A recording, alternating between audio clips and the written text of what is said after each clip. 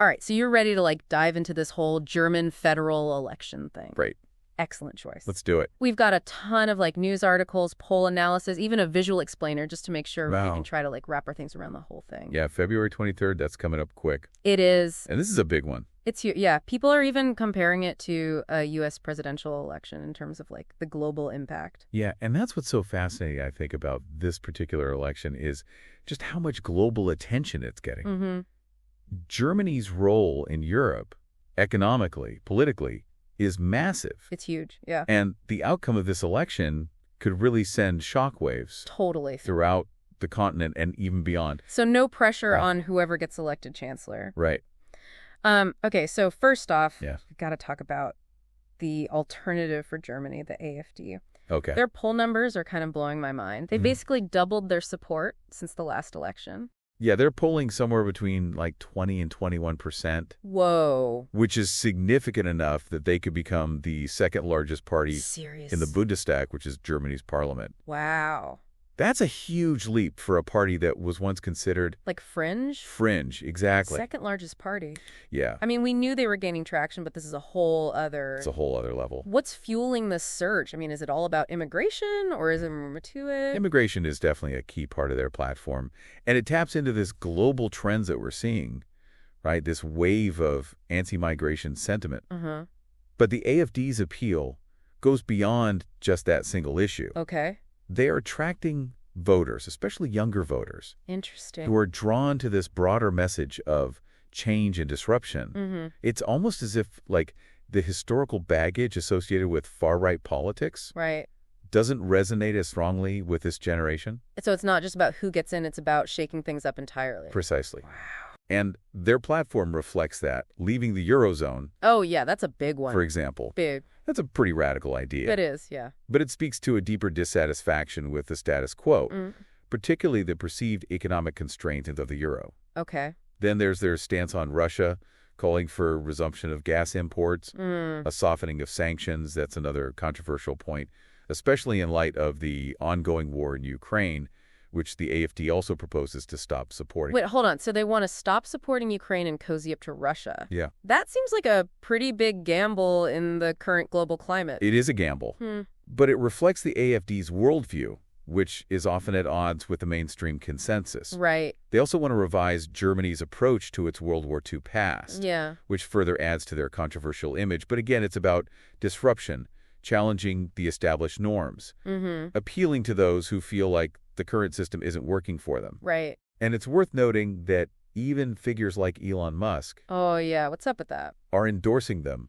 which only adds to their momentum, especially among certain demographics. Musk endorsing them. That's, It's a choice. It's a choice, to say the least. Yeah. Okay, so we've got this far-right party on the rise, Right. shaking things up. But what about the big picture in Germany itself? Yeah. What's driving people towards such a radical shift? Part of it is economic anxiety. Germany, unlike some of its European neighbors, is in a bit of an economic slump. Oh. They actually had negative GDP growth in 2023. Wait, negative GDP for Germany? For Germany. That's a pretty big deal, right? It is, and the forecast isn't looking much brighter. Oh, no. Two major economic institutes are predicting a third year of economic contraction in 2025. Whoa. When people are feeling financially squeezed, Right. they're more likely to embrace change, Makes sense. even if it comes from a party with extreme views. Yeah, totally. Especially if they feel like the current system isn't delivering for them. Exactly. But didn't our sources mention something about a glimmer of hope?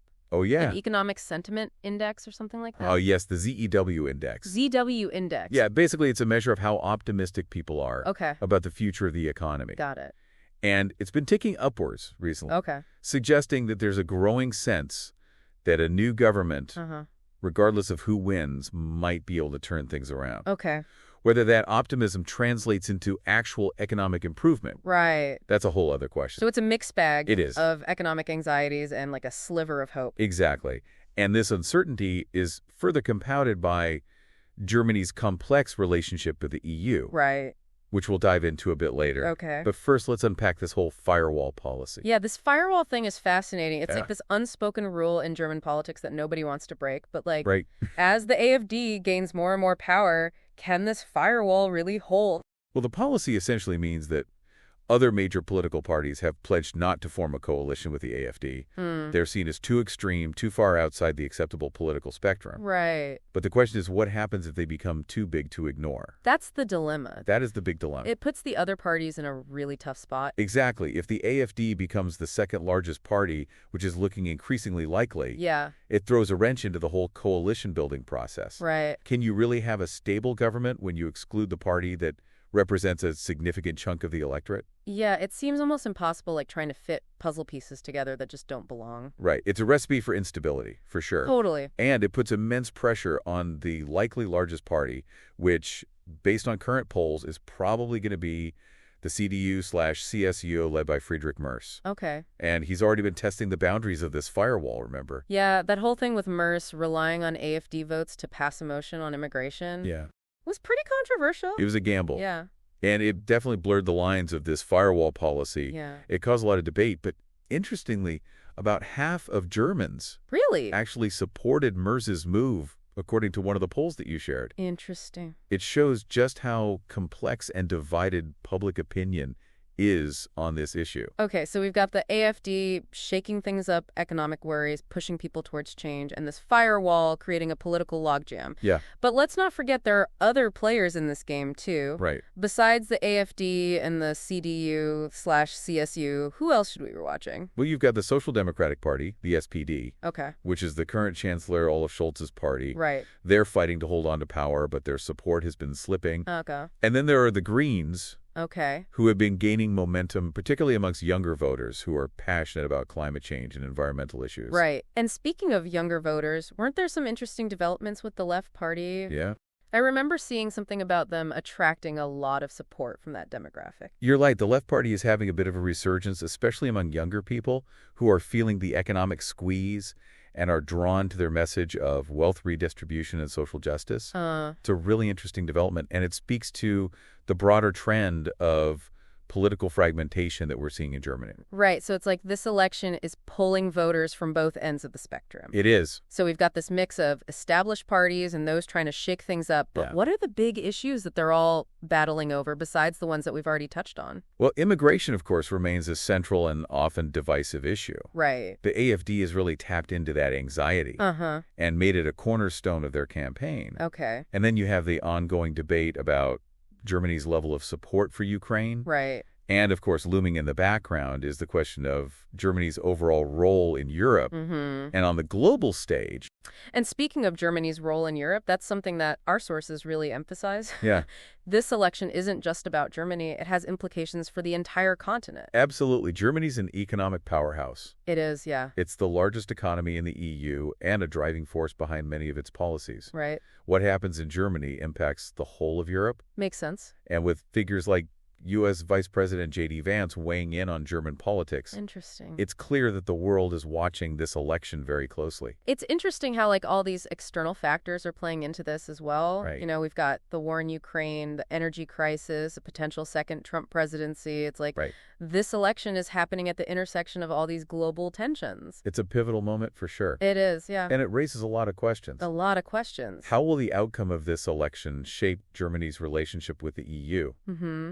Will the AfD's rise embolden other far-right movements across Europe? Right. What role will Germany play in navigating this increasingly complex global landscape? So many big questions. Big questions. And like so much uncertainty. Yeah. It's almost overwhelming to think about the weight of this election, the potential ripple effects. But before we like go any deeper, Yep. let's zoom out for a moment. Okay. And like think about what this all means for you, the listener. Yeah, what aspect of this election do you find most fascinating? Yeah. What are you most concerned about? What are your hopes for Germany's future, and how do you see this election impacting the world beyond its borders? Great questions. Hold on to those questions as we head into the final part of our deep dive, Okay. where we'll explore the potential scenarios that could unfold after the votes are cast. All right. Sounds good. Right? Let's take a quick break and we'll be right back with more on the German federal election. So are you ready to dive back into the wild world of German politics? Oh, absolutely. I'm hooked. I need to know what happens next. Okay, great. So we left off talking about the potential fallout from this election and how the results could reshape not just Germany, but Europe as a whole. Yeah, the stakes are high, and honestly, I'm a little nervous about what might happen if the AfD actually gains real power. I understand that concern. It's a legitimate one. The AfD's platform is controversial, to say the least, and their rise to prominence has a lot of people worried both inside and outside of Germany. So let's talk about those potential scenarios then. What are we looking at here? Best case, worst case, what are the possibilities? Okay, well, first we need to consider the immediate aftermath of the election, which is the formation of a new government. Right, because even if the AfD wins the most votes, they probably won't have enough to govern alone, right? Exactly. That's where things get really tricky. Germany's political system is based on coalitions. So even the largest party usually needs to partner with one or more other parties to form a government. Okay, and that's where this whole firewall thing comes into play, right? The other parties have pledged not to work with the AfD. Precisely, they see the AfD as too extreme, too far outside the mainstream to be a legitimate partner in government. But what if the AfD ends up being the second largest party or even the largest? I mean, can they really just be excluded? That's the million-dollar question, and there's no easy answer. The AfD's growing popularity puts the other parties in a really difficult position. It's a total dilemma. On the one hand, they don't want to legitimize the AfD by working with them. Right. But on the other hand, they can't ignore the fact that a significant portion of the electorate voted for them. You've got it, and that's where we get into those potential scenarios you were asking about. Okay, so let's break it down. All right, so scenario one, the AfD wins the most votes, but they fall short of a majority, and the other parties stick to their firewall pledge, refusing to form a coalition with them. So what happens then? Does Germany just grind to a halt? Not necessarily, but it would likely lead to a period of prolonged instability and uncertainty. Okay. So Well, in this scenario, the other parties would have to try to form a minority government, which means they would need to rely on support from other parties on a case-by-case basis to pass legislation. that sounds messy. It is very messy, and it's not a recipe for effective governance. So basically a political stalemate. Pretty much, and that could have serious consequences for Germany's economy, its international standing, and its ability to address pressing issues like climate change and the energy crisis. So not idea. Definitely not ideal, and it could also create a breeding ground for even more political extremism and polarization. Right, because if people feel like the system isn't working for them, they might be more likely to turn to radical solutions. Exactly, and that's a dangerous path for any democracy. Okay, so that's scenario one, a minority government with all its inherent challenges. Yep. Now let's consider scenario two. The pressure to form a stable government becomes too great, and one or more of the other parties breaks the firewall, agreeing to partner with the AfD. Whoa, that would be a huge deal, right? Like a seismic shift in German politics? It would be a complete game changer, and it would have far-reaching implications. So how would that play out? What would a coalition with the AfD actually look like? Well, it would depend on which party or parties decided to join forces with them, but it's safe to say that the AfD would demand significant concessions in exchange for their support. Like what kind of concessions? They would likely push for policies that align with their nationalist and populist agenda, things like stricter immigration controls, a rollback of environmental regulations, and a more isolationist foreign policy. That sounds like it would put them on a collision course with Germany's European partners. It definitely would, and it could lead to major tensions within the EU. So basically, Germany would become more inward-looking and less cooperative on the international stage. That's a real possibility, and it would have consequences for global stability and security. Okay, so we've got two pretty bleak scenarios here, a dysfunctional minority government or a coalition with the AfD that could radically reshape Germany's role in the world. Is there any hope for a more positive outcome? Well, there's always hope, but realistically, the options are limited. So what can be done? I mean, how can Germany navigate this political minefield? That's the big question, and there are no easy answers. It will require a combination of strong leadership, political compromise, and a willingness on the part of all parties to prioritize the common good over narrow partisan interests. That sounds like a tall order, especially in the current climate. It is, but it's not impossible. The German people have faced challenges before, and they have shown resilience and a capacity for renewal. Let's hope they can do it again because the stakes are higher than ever before. Absolutely, the outcome of this election will have consequences that extend far beyond Germany's borders. Okay, so before we move on to the final part of our deep dive where we'll explore those global implications, All right. I want to pause for a moment and give our listeners a chance to process all of this. Yes, let's do that. We've covered a lot of ground and it's a lot to absorb, so take a moment to think about what we've discussed so far. Yeah, what are your thoughts on these potential scenarios? What are your hopes and fears for Germany's future? Right. And how do you see this election impacting your own life and the world around you? Keep those questions in mind as we head into the final part of our exploration of the German federal election.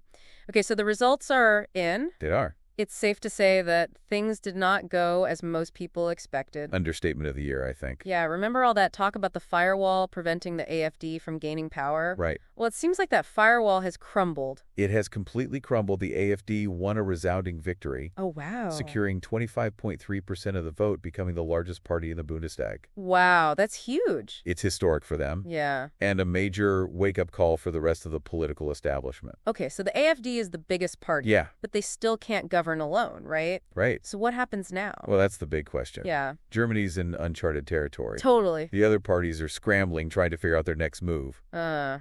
No one wants to legitimize the AfD by joining them in a coalition. Right.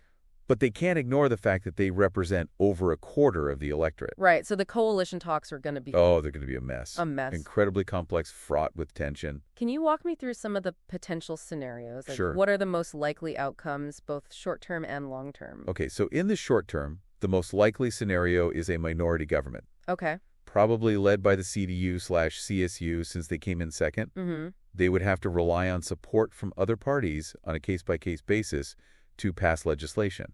That sounds incredibly difficult to manage. It would be. Wouldn't that just lead to more gridlock, more instability? It's a very fragile arrangement prone to collapse. Right.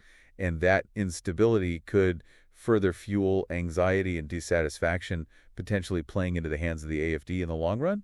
So even though they didn't win an outright majority, the AfD's presence is still going to cast a long shadow over German politics.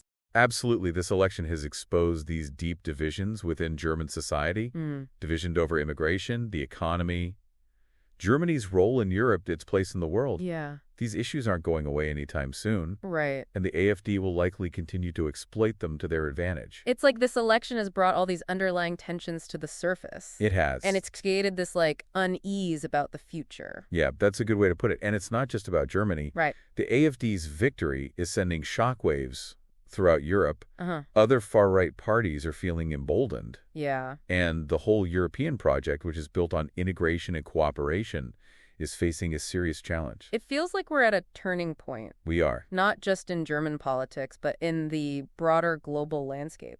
I agree, and it raises so many questions. So many. How will the AfD's presence in the Bundestag impact Germany's domestic policies?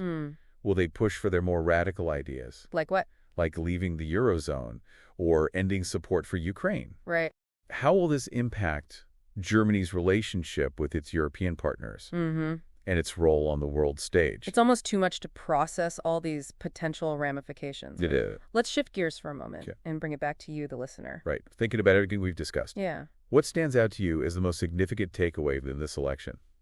What are your biggest concerns about the AfD's rise to power? Yeah. And what gives you hope for Germany's future in these uncertain times? Those are really important questions to consider as we all try to make sense of this new political reality. They are. You know, this deep dive was about more than just exploring an election. Right. It was about understanding the complex forces that are shaping our world and grappling with the challenges that lie ahead. Absolutely. And remember, even though we've reached the end of this particular deep dive, Right. the conversation doesn't end here. It doesn't. Stay engaged, stay informed, and keep asking the tough questions. Because ultimately, the future is shaped not just by the decisions of politicians, but by the actions of everyday people like you. Exactly. Thanks for joining us for this deep dive into the German federal election. It's been a pleasure.